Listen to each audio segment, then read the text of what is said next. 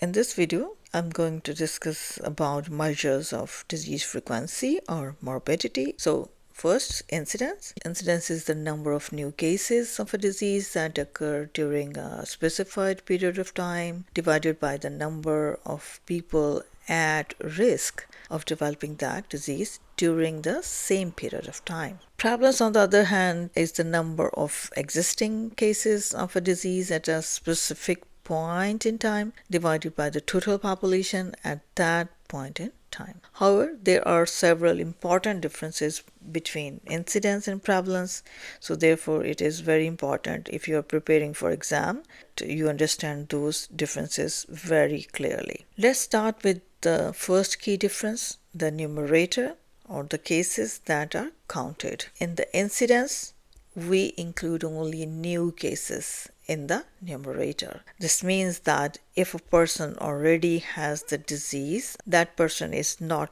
included in the numerator. Only individuals who develop the disease during the specified time period are counted as incident cases. For example, if we conduct a study from time A to time B, we include only those individuals who become diseased during that period. Prevalence is different. In prevalence, the numerator includes all existing cases, both new and old. Therefore, if a person already had the disease before the study began, that individual is still included in the numerator. Likewise, anyone who develops the disease during the study period is also included in the numerator. In other words, prevalence counts everyone who has the disease at the specified point in time, regardless of when the disease first developed. The second difference lies in the denominator. For incidence, the denominator includes only those individuals who are susceptible to the disease being studied, who have the potential to become cases. In other words, only people who are capable of developing disease are included in the population at risk. In practice, this distinction is often small because most people are susceptible to many diseases.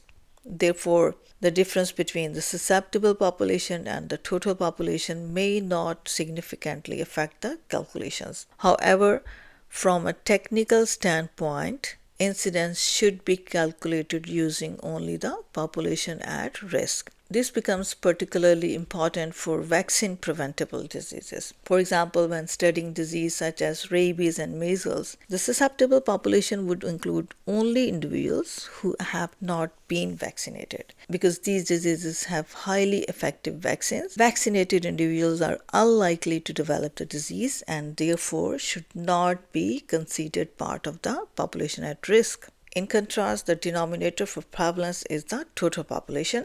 It includes everyone in the population, regardless of whether they are healthy or diseased or vaccinated or otherwise not at risk. The third major difference relates to the time component. In incidence, we always specify a time period.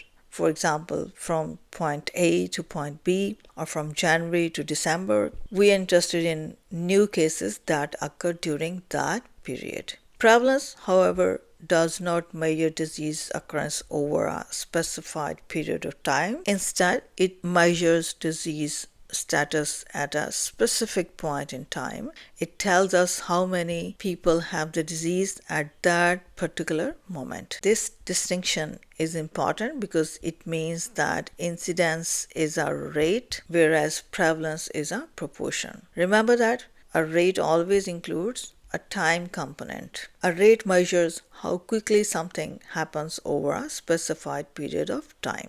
A proportion, on the other hand, represents percentage or fraction of population at a given moment. Therefore, incidence tells us about the risk of developing a disease. It measures how quickly or how rapidly new cases are occurring in a population. Prevalence serves a different purpose. It tells us how much disease exists in the population at a given time. In other words, it measures the burden of disease. This information is extremely important for healthcare planning and public health policy. For example, if a disease has a high prevalence, healthcare system may need to allocate additional resources to manage it. This could involve building new hospitals or clinics, hiring additional healthcare workers, or increasing funding for treatment programs or expanding preventive services. As a result, prevalence often plays a major role in healthcare policy and resource allocations. Thank you for watching and bye.